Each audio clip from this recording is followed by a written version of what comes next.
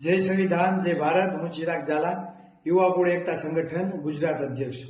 बनासकांठाना सांसद कोળી અને ઠાકોર ઓબીસી સમાજની દીકરી ગેનીબેન ઠાકોરે જે આરક્ષણમાં આપને અન્યાય થાય છે તે બાબતે ચોખ્ખું અને સ્પષ્ટપણે જે રજૂઆત કરી છે અને જે અવાજ ઉઠાવ્યો છે તેનું એક ઓબીસીના દીકરા તરીકે અમારું પૂરેપૂરું સમર્થન છે। ખાસ કરીને ઓબીસી સમાજમાં જે સામાજિક અને શૈક્ષણિક તે પછાત જ રહી ગયા છે। અનામતનો લાભ અમુક ચોક્કસ જ્ઞાતિઓ જ લઈ જાય છે। તેને ધ્યાનમાં રાખી જે રજૂઆત કરી છે તો ઓબીસીની હરેક જ્ઞાતિ જે અનામતથી વંચિત રહી છે તેને ખરેખર સંપૂર્ણ ટેકો જાહેર કરવો જોઈએ। ખાસ કરીને હું તમને એ કહેવા માંગુ કે જ્યારે એસટી સમાજ 7.5% હોય તો તેને 7.5% અનામત મળે છે। એસસી સમાજ 14% છે તો તેને 14% આરક્ષણ મળે છે। ઈડબ્લ્યુએસ સવર્ણો 10% છે તો તેને 10% આરક્ષણ મળે છે।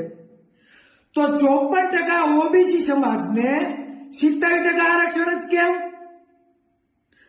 70% આરક્ષણ મળે છતાં પણ કોળી, ઠાકોર કે માલધારી કે વાણંદ, દરજી આ ઘણી બધી જ્ઞાતિઓ એવી છે, વણજાણાથી માંડી બધી, તો તેને અનામતનો લાભ જ મળતો નથી। તો ખરેખર જાગો।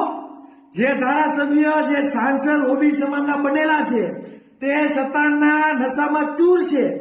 કદાચ સત્તા પક્ષને લીધે કઈ બોલતા નથી, પણ ઓબીસીના દીકરા દીકરીઓએ આ બાબતે ખુલીને મેદાનમાં આવવું જોઈએ। નકર ભવિષ્યમાં આપણા સમાજના લોકો વધુમાં વધુ શૈક્ષણિક રીતે પછાત થતા જશે, આર્થિક રીતે પછાત થતા જશે। આ મોટામાં મોટો અન્યાય છે। બંધારણ ચોખ્ખું કહે છે કે જેની જેટલી વસ્તી એને બધી જગ્યાએ અધિકાર હોવો જોઈએ। આજે સમજો આ બહુ ગંભીર સમસ્યા છે। તમારા સમાજના સચિવો જ નહીં હોય તો પછી ઠાકોર અને કોળી અને ઠાકોર વિકાસ નિગમ છે તો એમાં પૈસા પડ્યા જ રહેવાના છે।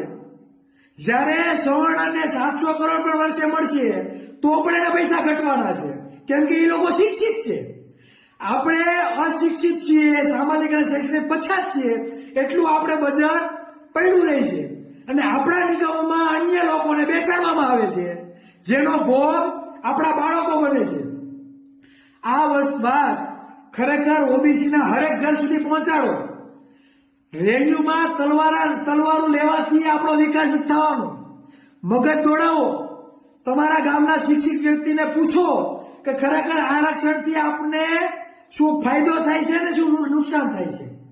અને આ આંકડા જગ જાહેર છે અને આ બાબતે જો 54% ઓબીસી સમાજના મત હોય તો આપણે ચૂપ બેસવું જોઈએ નહીં।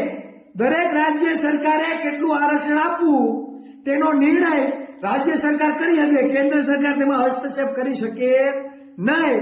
તો 54% ઓબીસીના મતથી જો સરકાર બનતી હોય તો આ સરકાર પડી પણ જાય।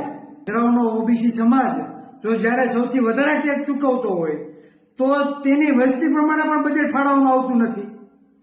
તો આજે આપણે કોઈ જ્ઞાતિનો વિરોધ નથી, પણ બંધારણમાં જે સમાનતા અને સ્વતંત્રતાની જે વાત કરવામાં આવી છે તો સમાનતાનું મૂલ્ય ખરેખર જળવાવું જોઈએ અને દરેકને સમાન અવસર મળવો જોઈએ। આ અમારી એક જ માંગ છે। તો ઓબીસી સમાજની જે પણ જ્ઞાતિઓ છે જે ખરેખર તેને એમ થાય છે કે અમને અન્યાય થાય છે તો ખરેખર મેદાનમાં આવવું જોઈએ અને આપણે આરક્ષણ બાબતે લડત લડવી જોઈએ। જય સંવિધાન, જય ભારત, જય ઓબીસી સમાજ।